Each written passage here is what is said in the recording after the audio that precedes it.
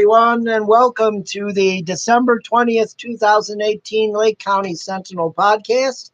I'm your host, publisher, and editor of the Lake County Sentinel, Tim Shirer. Glad to have you here tonight. We've been off for a few days, so we're back tonight. And we have a lot to talk about tonight. We have quite a few topics in the first half of the show, sports-wise. And then our second 15 minutes, we'll discuss politics and news of the day. So we might as well get started right off the bat here. And we're going to talk about the Cavaliers. Last night, the Cavaliers lost to the Hornets. They were winning early, and then they lost the lead, and they looked like the first time this year, they looked a little deflated.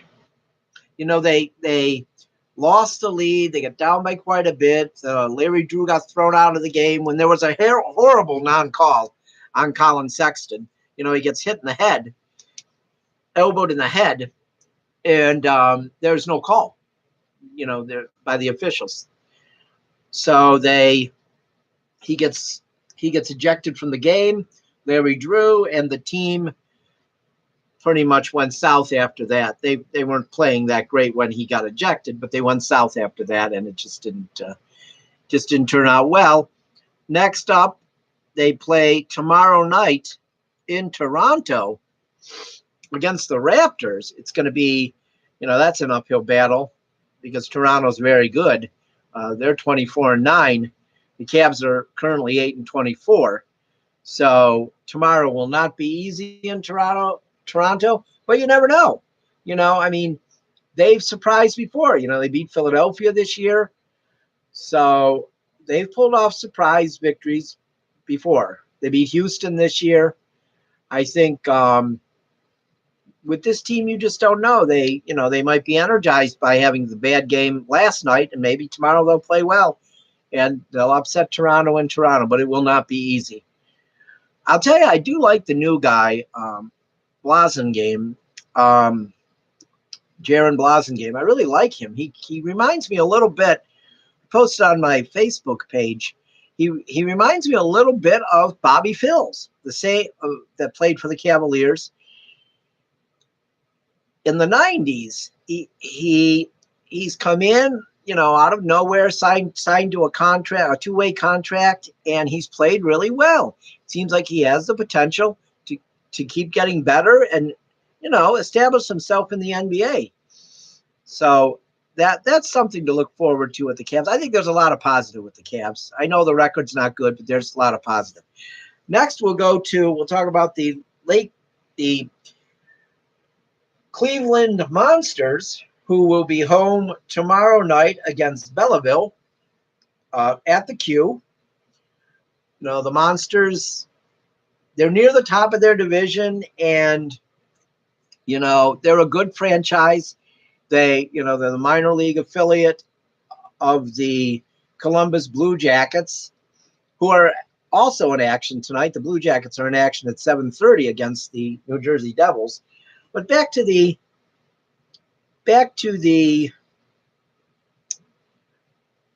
Monsters.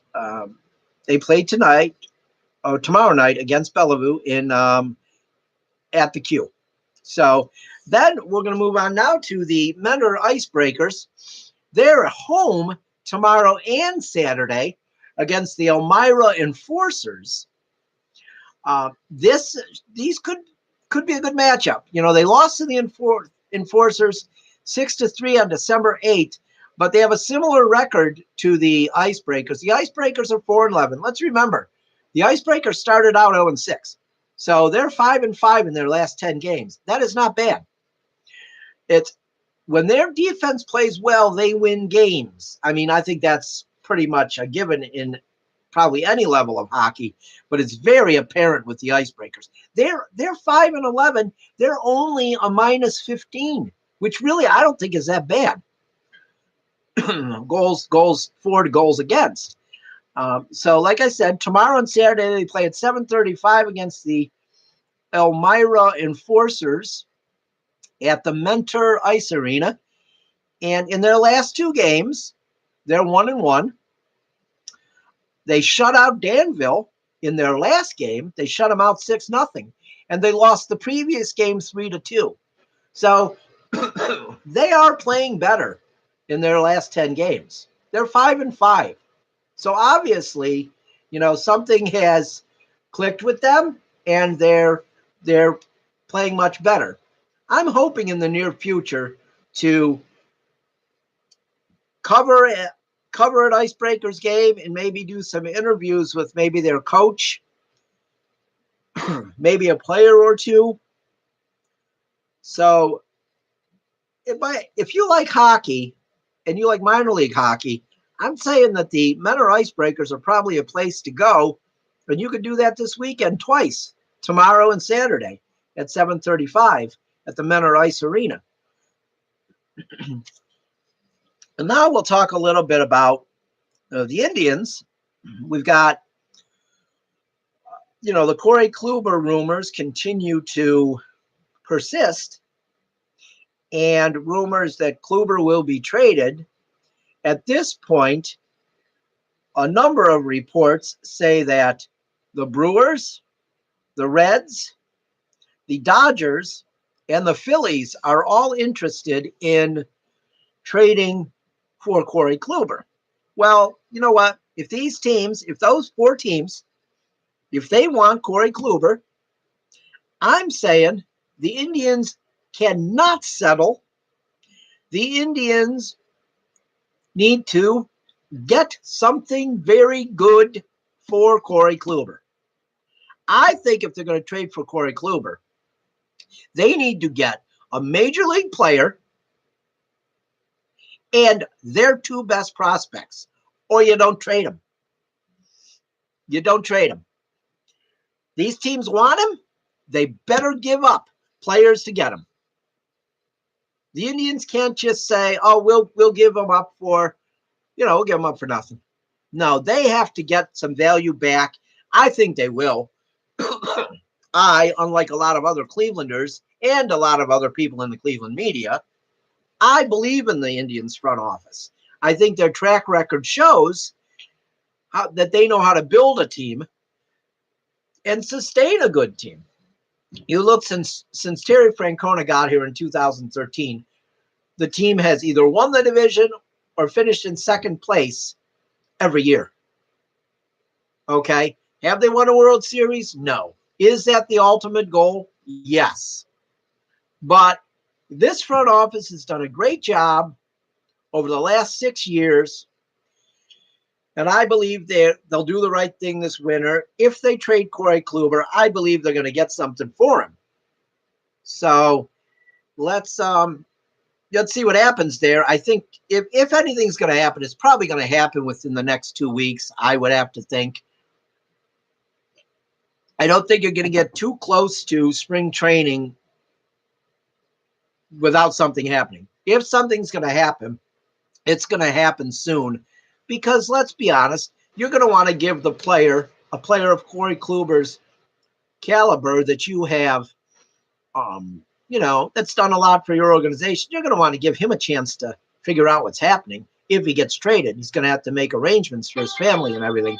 So that's where we are with the Indians at this point. Let's move on now. We're going to move on. We have an interview with Wycliffe Blue Devils varsity basketball coach Mark Lewis. And let's get right to that now. We're here with Wycliffe Blue Devils boys varsity basketball coach Mark Lewis. And the Blue Devils just defeated Fairport Harbor for their 3rd win of the year. Yes. 3-1? 3-1. Yep. It was a pretty dominating game tonight by you guys. How is that in the progression of how your team is?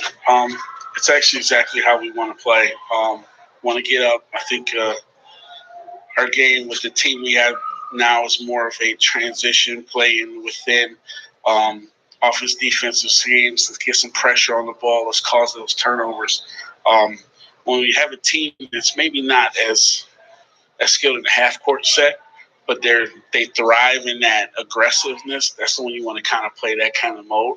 And these guys they love it. I mean, it makes it really easy to play that style when you have a team that's willing to do it and can do it. They buy into that culture. And your team is bought into that. They feel the success. They see it.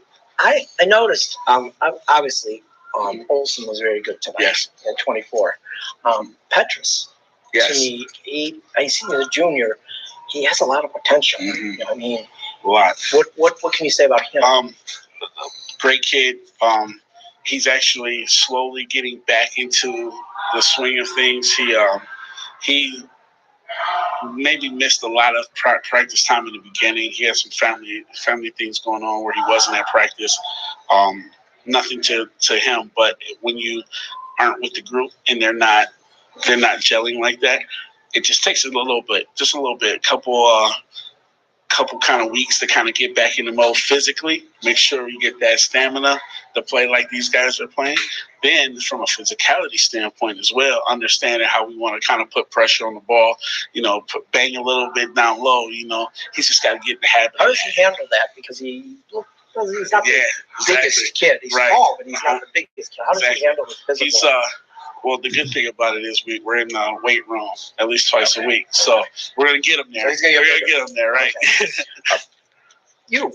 This is your first year as varsity coach. You've been with the program a while. Yes. What has happened so far in the 4 games that maybe surprised you, or you're like, wow, I didn't expect this? Or I'm going to be honest with you. The score itself. I mean, we've been scoring on every win. We've scored 71, 80. Tonight we scored another 80 plus points. 81, yeah.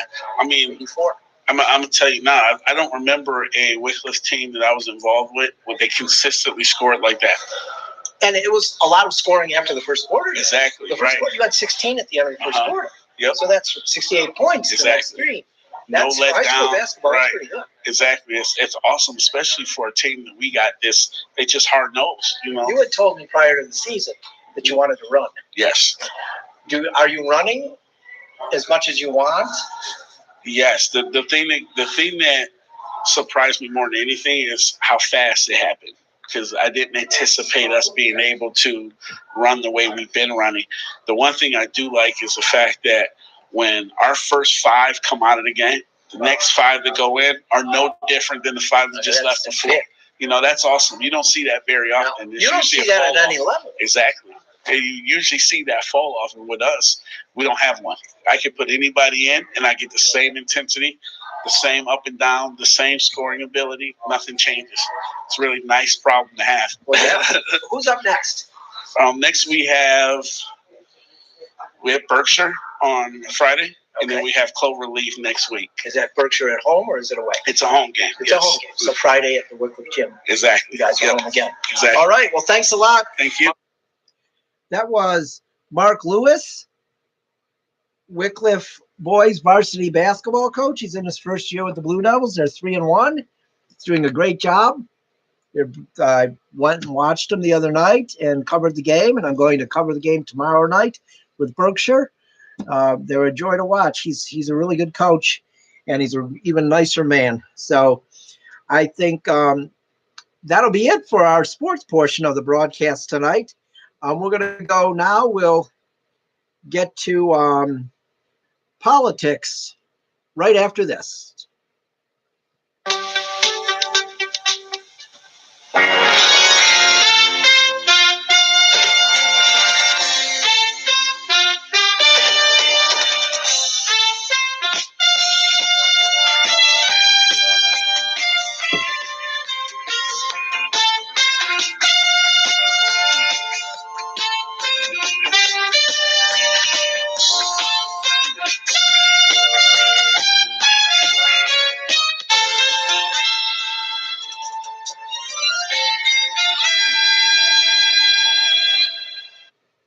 Welcome back for the second half of the Lake County Sentinel Podcast.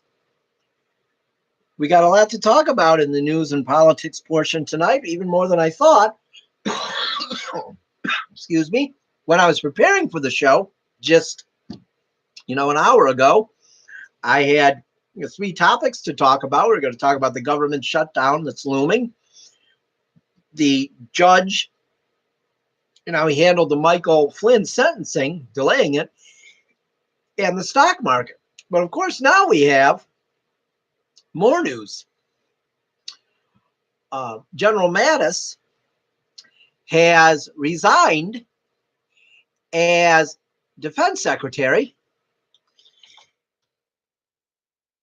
and reportedly, the reason that James Mattis has resigned is because of disagreements with Donald Trump.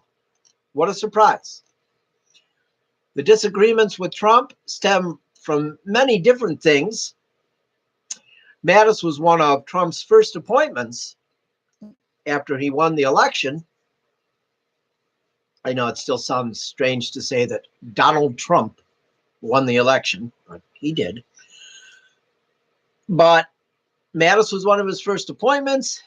Mattis is now leaving. He's one of many who have resigned since Trump took office. He did not agree with Trump withdrawing the troops from Syria, announcing withdrawal from Syria, as many other Republicans don't agree. Trump criticized Mattis recently in an interview, saying that Mattis might even be a little bit of a Democrat, which for Trump to say that is an insult. And Mattis doesn't need to, he doesn't need to put up with a person like Trump. This guy served militarily for decades. He's a really good guy. He did a good job. Most people feel that Mattis was the adult in the room in the Trump cabinet, that he was one of the people that kept Trump in line. And now with him leaving, a lot of people think that who knows what will happen. You know what I mean? I think that Mattis might have been one of the people, this is just my opinion, but I think that Mattis may have been one of the people that offered the opinion piece to the New York Times, talking about, we know people are frightened by what the things Trump does, but there are adults in the room that keep him in check. I strongly believe that Mattis might have been the guy that wrote it. He has served in more than just this. I mean, he served George W. Bush. Okay. He served Barack Obama. So he was the commander of the U.S. Joint Forces from 2007 to 2013. So, he served 6 years under 2 different presidents and has done a good job. But obviously, the man who knows everything or thinks he knows everything, Trump, didn't think that Mattis knew enough. So he would disagree with him all the time. He would overrule the general. Because after all, we shouldn't be surprised by this, because he did say during the campaign he knew more than the generals. Well, he's telling us that now by announcing the withdrawal of troops against what the general, the defense secretary, wants to do. So that's, not even surprising. So I guess it's really not a surprise that one day after Trump announces this surprising withdrawal of our troops from Syria, something that Vladimir Putin is doing flips over in Moscow, he absolutely loves it. It's not surprising that James Mattis resigns and is leaving the Trump administration behind. I guess he's getting out of the circus while he can. So the next thing is there's the looming government shutdown. You know, you had some people finally agreeing on stuff in Congress, but Trump won't sign a bill. If the little boy doesn't get his way, he will not sign the bill.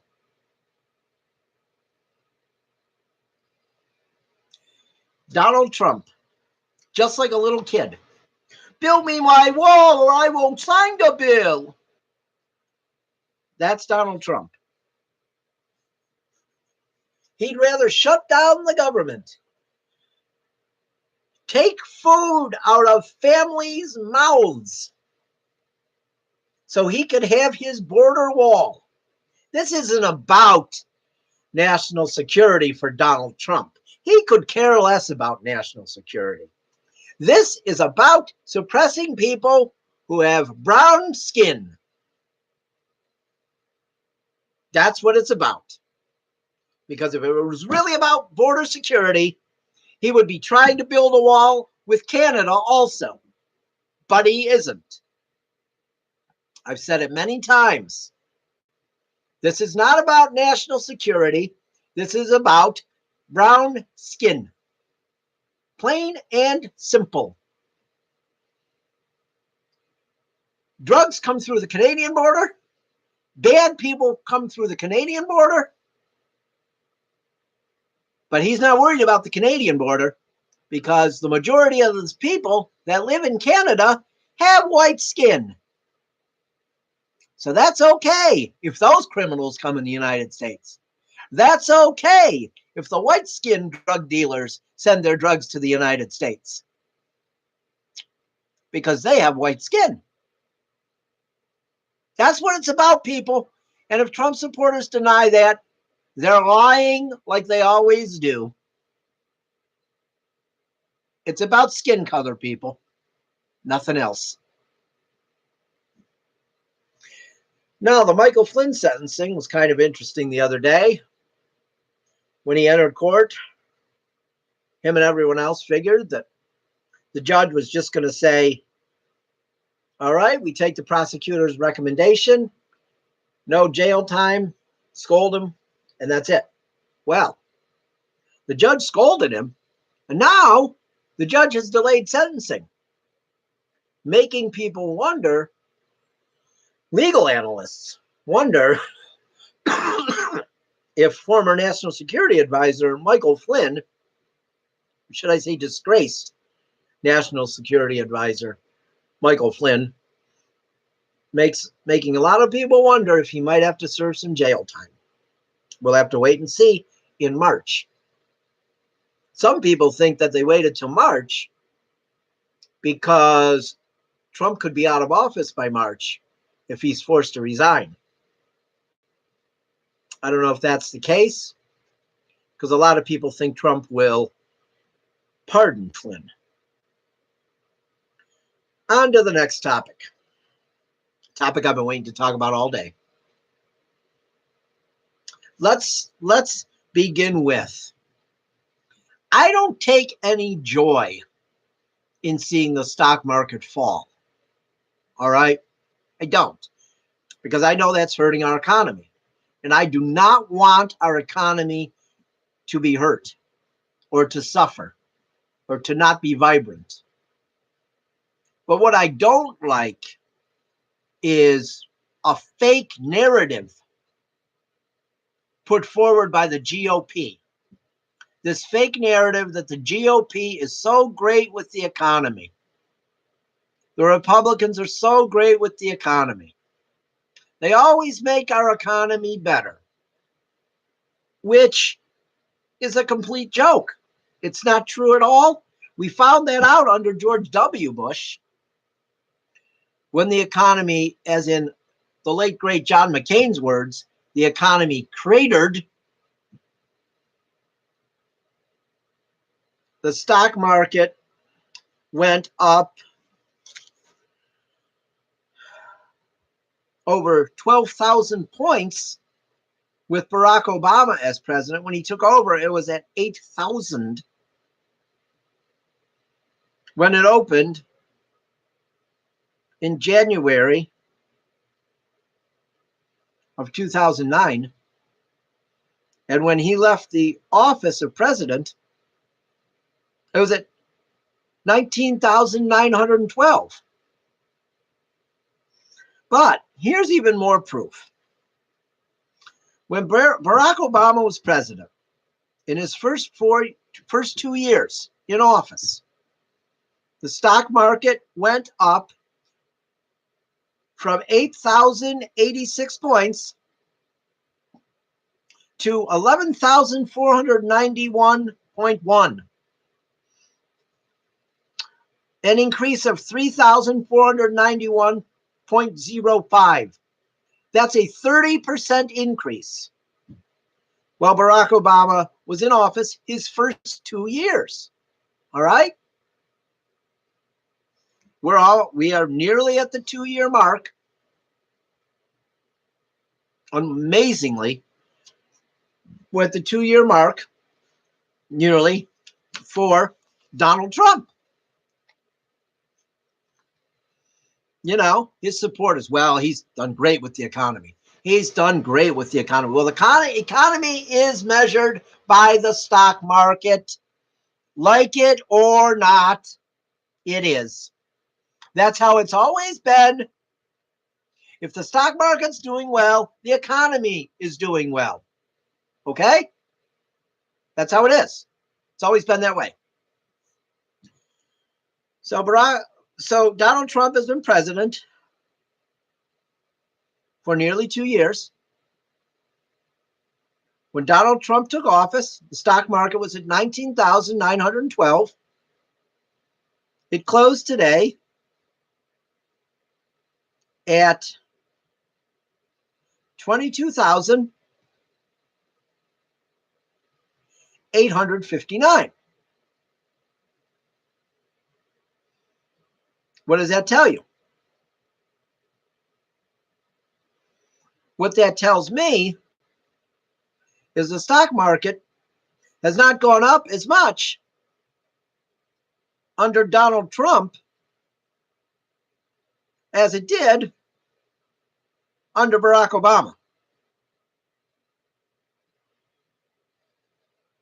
The stock market hasn't even gone up 3,000 points